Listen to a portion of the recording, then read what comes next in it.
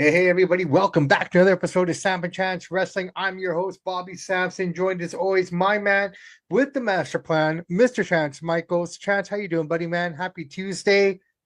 Woo, here we are, man. Now it's Doing time for Christmas. doing good yourself? Can't complain, man. When did you see your first Christmas commercial this year? I don't think I've even seen one yet, to be honest. I saw my first one 2 days before Halloween. Well, okay, They're starting earlier and earlier, man. yeah, There you coming go. up We're that in time of the year. season. Well, Thanksgiving, all that good stuff is coming. So yeah, we're in a good time. But hey, man, let's talk about a good time. This past Saturday, we had Saturday night's main event. You know what? I'm gonna just call it a YouTube show now. It truly is. I mean, internationally, if you live in the States, yeah, you can watch it on Peacock if you have Peacock. But for the Mhm. rest of the world, it's basically a YouTube show. And based on some of the things that you sent me, it makes sense in terms of the attendance and everything else. We're starting to see the effect of high ticket prices. Would you agree? High ticket prices in not a great quality show all the time. So a bit of both. Mostly high ticket prices, but like I said before, SmackDown's ratings are super low, and then now we're getting 5 to 7 thousand people at SmackDown. They should be having 12, 13,000 people in that arena. They're half full now, and if the writers can't look up and look around and see all these empty seats, you got to make the product more exciting. And I don't know, they're trying, I guess, but They're not trying, but hitting at the through. same time, I think the issue here is again, it comes down to the economics, right? And eventually that's going to catch up. People can't keep dishing out Yep. $400, $500 for a nosebleed seat. Like you're trying to sell Louis Vuitton and Gucci to people who, with all due respect, I don't say this in a mean way, that buy their clothes at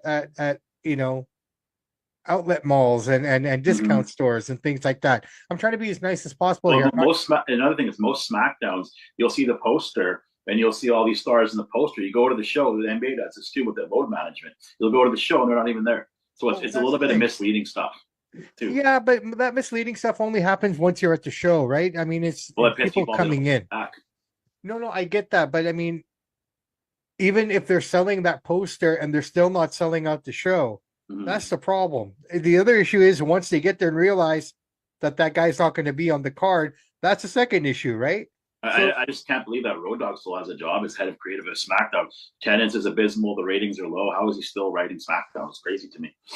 well, I don't know, man. They have a lot of work ahead of them. I mean, one time this year they were like, the bread and butter for everybody. And now they're kind of at the bottom, and the competitor seems to be doing better in AEW in terms of what they're putting out these AEW is days. about, if you just take SmackDown, they average about 1.1 million.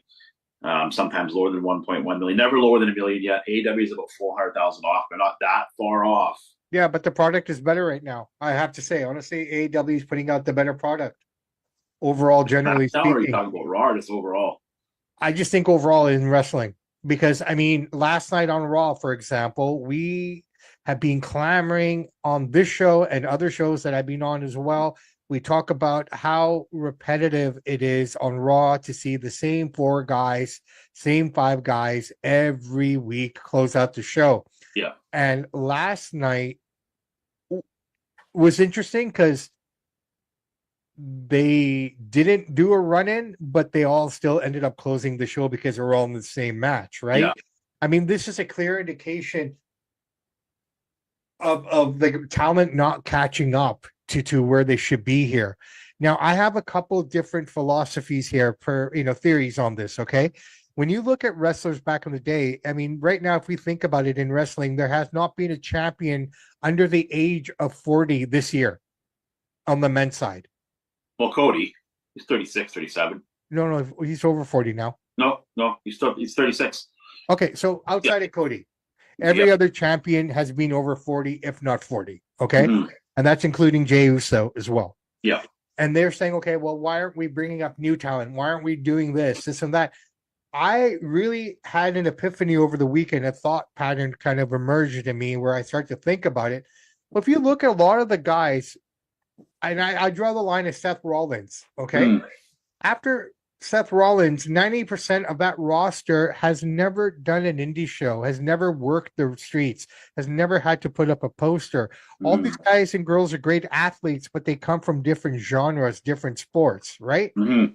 They don't have the experience that a Daniel O'Brien or a Monet or a Bailey would have in terms of pounding that pavement, working the indie shows, working that trade, being able to elevate that talent better. Whereas a lot of these girls now, and I use Tiffany Stratton as an example, she never watched a lick of wrestling until she actually had to try out. Yeah. Right. So you got a new generation of performers who don't have all that. Like, yeah, they're coming through the program, but you're going through just one program. You're not gaining experience anywhere else in terms of being able to elevate yourself. And I think that's a big problem here, is that a lot of the talent now is just strictly being taught WWE style. They don't have anything else to work off of, et cetera, et cetera. And this is what we're starting to see now with some of this younger talent. Would you agree or disagree? Agree with a lot of that. I would add that, yeah, you're right. I mean, you got a Brock Lesnar to watch wrestling in his life. He's just a natural, once in a lifetime athlete. So a guy like that can easily do it. But I think another part of the problem is that they're using the older champions because I don't think, and I'm not just saying Triple H, it's something I'll say the whole creative team, they don't have confidence in themselves that we can bring up a young kid, a 25-year-old girl or guy, and give them the belt and run with them because we don't have the confidence in creating that star. Like you said, great athletes that can run and jump through the roof, but they don't have any charisma. They're not talking very well. Is that on Shawn Michaels guys down in NXT? He's a great talker himself. I don't know what the problem is. I think it's this. Honestly, if I may, very quickly, I think a lot of it has to do with a very, very simple concept of wrestling, which is a major concept of wrestling: psychology. Mm-hmm. Yeah, that too. Yeah. Okay, psychology plays a huge role in talent's development and how they become and how they Mm-hmm. emerge into and evolve into as their character goes along here. Remember back in the day, you could garner as much of a crowd pop just by picking up a guy by the hair and looking out into the crowd, Yeah. opposed to doing a 360 Hurricanrana, into the front row, jump off the platform, back into the ring, blah, blah. You know what I mean? Like Yeah. these crazy moves that they're trying to get these pops for. And I think that's a problem with the developmental. Like, you can teach them how to tumble, you can teach them how to roll, flip, this, that, throw a punch, what have you, fall, you name it. You can teach them that because that stuff is teachable. Yeah. Psychology has to be learned as you go along. And I think this is why we're not seeing the 25, the 26-year-old having the confidence that Triple H, Shawn Michaels, Bret Hart, Seth Mm-hmm. Rollins, Daniel Bryan, all these guys have, is because they have that psychology to back them up and to know what to do, right? And because the older talent is now starting to fade out, these younger talents are left to themselves to figure it out. And I think also when you walk through the curtain, there's no fear of being reprimanded. You do something wrong, they might say, hey, you did this wrong, but you're not scared of Triple H. You're not scared of Bruce Pritchard or Paul Heyman. And I think that's also an extension of the way the world is.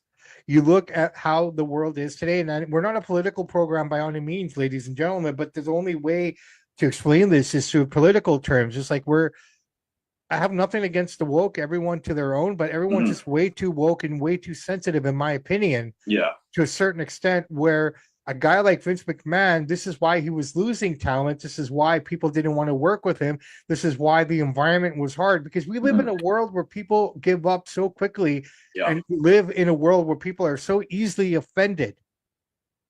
Right. And some of that offense is understandable. And some of those feelings are totally, totally acceptable. I get it. But for the most part, I find that a lot of these young talent weren't unable to work under Vince's regime because Vince worked in a very cutthroat, very dry style, which is what it is. That's what he knows, right? It's like, okay, you and I, we raised our kids a little differently than our parents raised us because we have a bit more knowledge and a bit more sense around the situation, whereas our parents did what they did based on what they knew.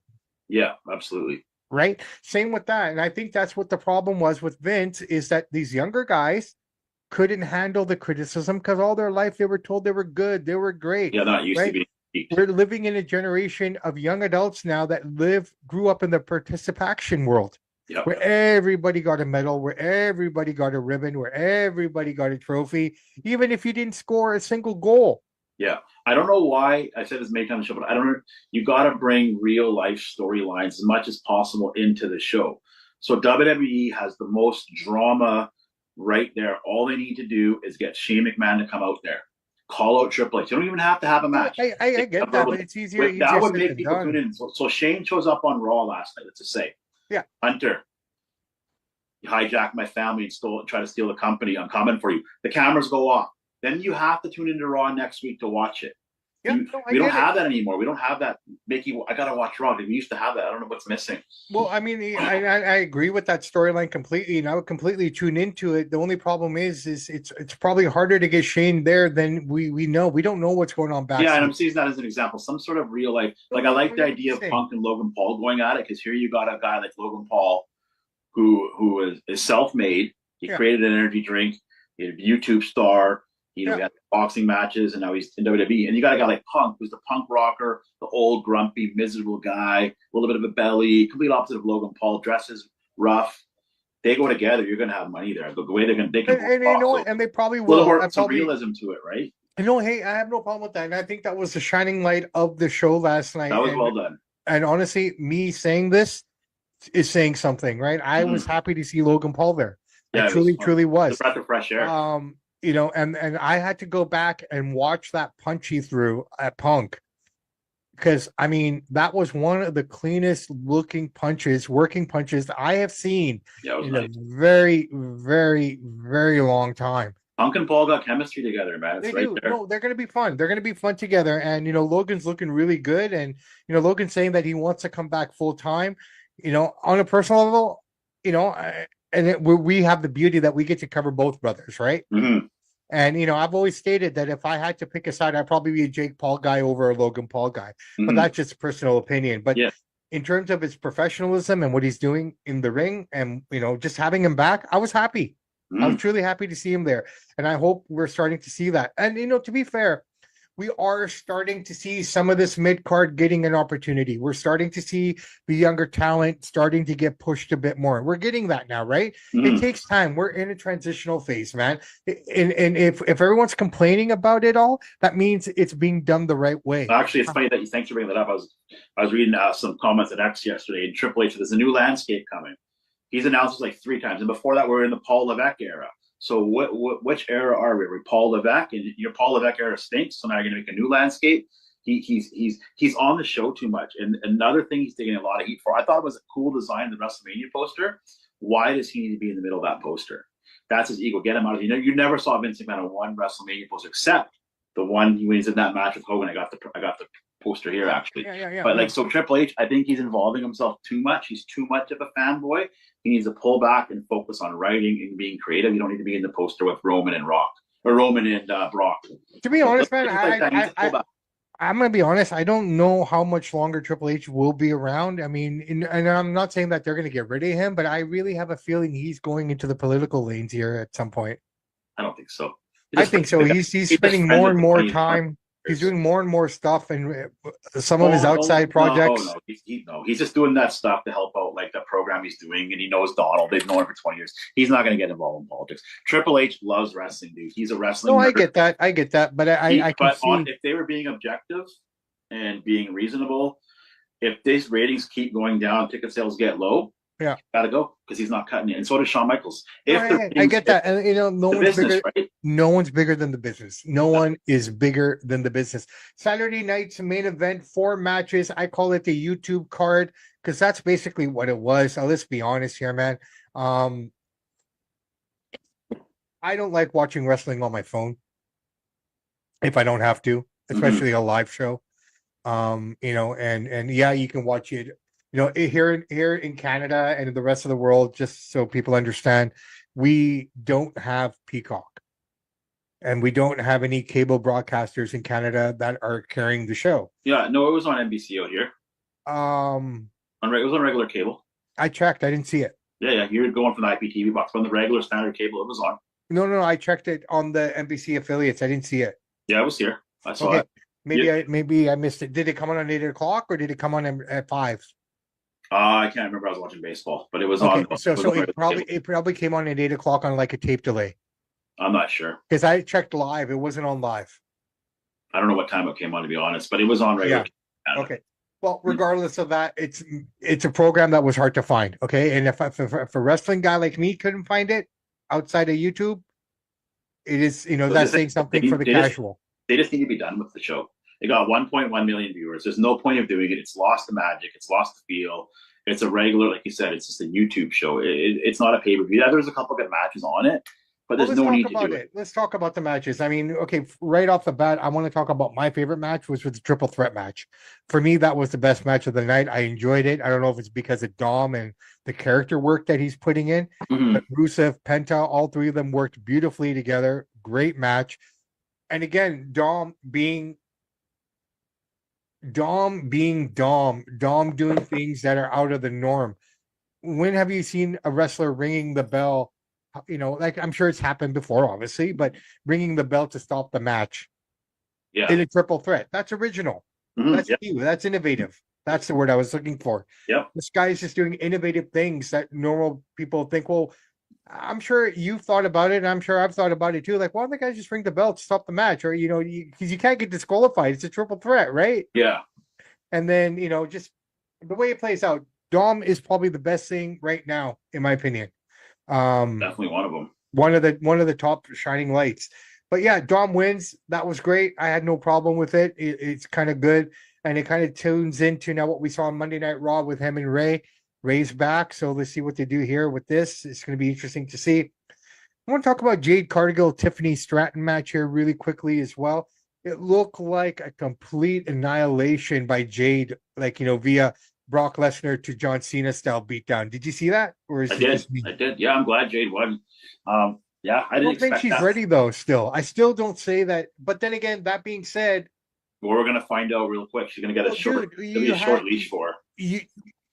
How much shorter can it go? Like, I mean, Tiffany Stratton is not that much. It isn't that far off from where Jade is in terms of Mm-hmm. developmental and psychology and everything, right? So, I mean, it just might be a little bit like this or like this. Is very close. So, in a way, it's almost like you haven't given us a better champion. You've just kind of pushed it on the line.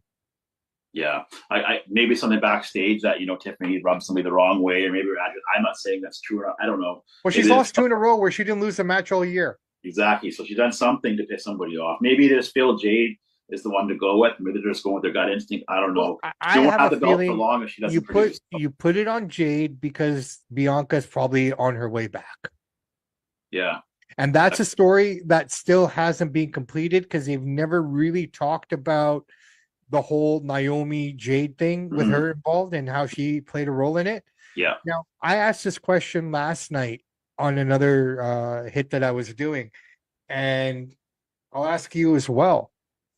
Do we want Bianca Jade now, or can we try to milk this to Mania? Because I think it's a Mania match. That's all going to depend on how well Jade does as a champion. If she's not hot, if she's not getting over, if she's not moving the needle, we don't need to see it. If she is a good champion and she's moving the needle, then we could see that at Mania. I think it depends on how she does this. This is her chance. No excuses. You're the I feel champion. bad Go for up. her in a certain way because, again, this is another thing I was thinking about. They've made Raw so heavy with all the talent, with everything. And when I look at SmackDown, I think the shining light of SmackDown, and this was brought to my attention last night. The best part about SmackDown is the tag team division. Mm-hmm. Hands down, they got the better tag team division than all the other promotions, in my opinion. Yeah. And you look at Raw, what they've done. I mean, anyone who can get them the ratings is all on Raw. Like SmackDown truly has become the B show. So with Jade Cargill there, and she's a heel, who does she have right now to work with? I don't know why they still do this whole Raw draft, SmackDown draft. The draft is dull. It's an old concept. At the time, it was great. Now people should just go on every show. You would think so, but then you got to eliminate two of the titles, three titles. Too many titles too. Yeah, it's a mess there right now. Right? I Honestly, think I the think we only need titles bad that guys. When Triple H first took over, everybody loved the guy, praising this guy. He's the most smartest guy. He's smarter than Elon Musk. He's just this amazing guy. Now people are level headed. They're realizing, okay, this guy isn't as great as we thought. So all he has to do is go out there and become bad guy Triple H. I hijacked from Vince. I voted no for him to come back. I am an evil son-in-law. I married her to get in here. This is why I'm here. If he does that, I'm telling you, you're going to see ratings from the Attitude Era. That's all he needs to do. and you He's know trying to what? be He's trying to be a Razor, loved and cool guy, but he's not a loved and cool guy as the creative guy. It's look, very simple switch of the flick of the switch. look, Something like that to bring some realism to the let's, table makes it excited again. dude, I get you completely, and I'm not Or if disagreeing he with doesn't you. want to do that, get off the camera and stay backstage. Don't come out there and tell us the Paul Levesque era and this is the greatest WrestleMania. Stay behind the scenes or change your character up. So here's a segue. I sent you this picture yesterday. And okay, granted, 2 of them were WWE guys beforehand, Mm-hmm. but all 6 of these individuals all came from AEW before joining WWE again, or for the first time. 6 of their current champions on all 3 brands are former AEW talent. CM Punk, Cody Rhodes, Jade Cargill. I don't count Cody and CM because they're Vince guys that he made. No, I get that, but before coming back, they were there. That's all. That's my reference point. Okay, Jade Cargill is now your women's champion, right? If you want to throw Stephanie Vecchio in there, you can because she was there for a cup of coffee before coming here. So your all 4 of your world champions are former AEW talents. And then on the NXT level, you got Mariah May and Ethan Page holding their North American titles. The 6 champions from AEW. Means absolutely nothing. Zero. So what? The WWE homeboys are making a big deal. I'll tell you, like I just said, CM Punk and Cody are products of Vince. Okay. They already went over there, the AEW. Yes, they were there. Cody helped create AEW. I get it. Without Vince, we don't even know who these guys are. Without Vince, CM Punk is at KFC making chicken. Let's be honest. Okay? Oh, no, I get that. So I get it. The WWE like homers are trying to say, "Oh, Tony Khan, this must sting." Why does it sting? You could say John Moxley's a champion. He was never a champion with Vince, heavyweight champion or triple. Yeah, he was heavyweight. Moxley. Yep. Ambrose was. Yep. There was that one weekend where all 3 were champions at one time. Okay, well I don't remember that, but anyways, it means absolutely nothing because talent's go back and forth, right? We got Andrade who's back in AEW. You know what I mean? Like they go back and forth. No, they are. They are. I guess you could say about Jade, I guess, but for Punk and Cody means nothing. They were already established in WWE, right? So it's like people bounce back and forth. It doesn't mean anything. I don't think it's a big deal. I get the picture, I get it, but Tony Khan I don't think cares about that. Speaking of Punk and Uso their match wasn't bad. It was all right, yeah. I had no problem with Rikishi's pissed off. He was on a podcast talking about horrible booking and Triple H this and that, and he's so disgusted. I don't know if you heard him go off. It was a good match. That wasn't bad. All right, so there's just no need for Saturday's main event anymore. It's lost its nostalgia. It's lost its magic. It's just a regular show now. I think they need to either do it less of it or pull it back for a bit. Yeah. So Triple H here, you were talking about this earlier. Triple H says a new landscape is starting in WWE tonight. A lot can happen on Saturday night in WWE. 4 stake matches, 2 new world champions crowned in a history-making announcement for December. So that's the landscape he's talking about. New champions and whatnot from Saturday night. The thing is that I hate to keep bringing it up, but he's the one who puts himself out there these kind of comments. If you're going to talk like that and tell us, then you gotta deliver it, dude. You can't just sit there and say, "What's the new landscape?" You got some new champions. You brought back Logan Paul. I'm a huge Logan fan. Don't get me wrong, but there is no new landscape. He's a 48-year-old champion is a new landscape. Come on, man. Yeah. So hey, check this out. Donald Trump. Check this out, dude. I heard this. I don't think it's true. Donald Trump and McMahon expected to attend John Cena's final match. That would be awesome if they did. They'd be sitting side by side, front row. I don't think so. Well, I don't think McMahon. Not McMahon. Maybe Donnie. A lot of stuff here on Vince. Yeah, I heard that too. That's crazy. I don't know if somebody just made that up to get in the dirt sheets. You never know. You never know with Don, right? I don't know. I don't see Vince sitting front row because it'd just be too intimidating. Yeah. Who knows? It'd be cool. No, it should be interesting. I mean, all these ex-talents are out there talking their talk and this and that, blah, blah, blah. You know, I mean, people get disgruntled too quickly, eh? Well, like I said, man, the honeymoon phase was over about a year ago for this guy. And he tried to be the cool dad. And I said it before on the show, we can ride the tape. You can't be the cool dad, Triple H. You're the boss. You're the leader. You give them praise, they need to be praised. They do something wrong, you've got to get on them. Because like you just said, as soon as they leave, they're going to start dogging them. And they're dogging them like crazy, right? And he needs help. I think he's in over his head. He's never ran a show like this before, and it was okay when Vince is sitting there in Gorilla and you're beside him, and now you're the man in charge, and he's having a real hard time. Yeah. No, 100%. All right, listen, we got Dynamite this Wednesday. Apparently, it's going to be 2.5 hours long, so just be prepared for that. So Half an hour. extra half hour, but still, I mean, let's see, just giving you guys a heads up. So if you're planning to watch the show, just remember it's an extra half hour there. Um, but yeah, man, I think Tony Khan needs to seize the moment. WWE is struggling right now, ratings wise and attendance wise. It's abysmal numbers on SmackDown. SmackDown attendance. Tony Khan really needs to up his game right now.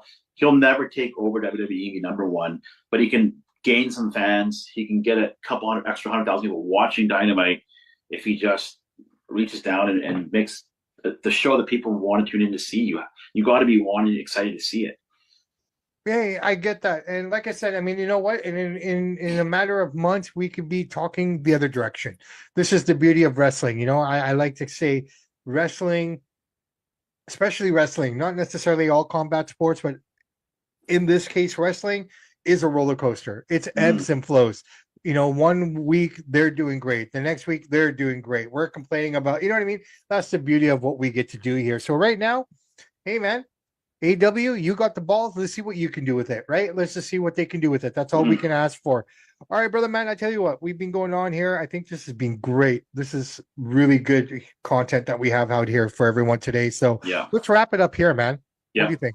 Yeah. I think we covered it all. We covered everything. All right. So I'm Bobby Sampson. He is Mr. Chance Michaels. And in the words of great ACDC, those that download, like, and subscribe to the podcast, we salute you. August 13th, baby. Yeah, I can't believe that back in a year. I thought that'd be it. And here we go. It's a smaller schedule too. I was looking at the poster, and you look at the dates. It's a shortened schedule. Yeah, it's spread out a little bit, a couple right? slices. So, which I think means they'll be well rested, and we'll probably even get a better show than we did the first time around if they have that time in between. I think everybody walked on the ring like we're never going to see them again. They're never coming back here. And then 1 year later, here they are. Holy shit! Hey man, I mean, if we can get there, let's do it. We'll be there. We'll be there. All right, boys and girls, listen. Work hard. Don't stop fighting. Things happen when they're supposed to happen. Okay. I know firsthand. I work hard. I try to do the best I can. And sometimes you don't get the fruit that you think you're going to get. And that's just the way it goes sometimes. But that doesn't deter you. Do not let it deter you. Keep the path. Keep working hard and keep believing in yourselves. Because at the end of the day, if you don't believe in yourself, how can anyone else? Well said. Samp and Chance. Yeah, well said. Thank you. Samp and Chance are out. Have a great weekend, everybody. We will see you next Tuesday, this Thursday. Look out. We have something very special for all the boxing fans. So if you guys are feeling lazy that day, you watch this interview, you're going to get a bolt of energy. This guy's like Angus Young without the guitar. Absolutely. He reminds me of boxing's Paul Heyman. I'll leave it at that. Yeah. Samp and Chance are out.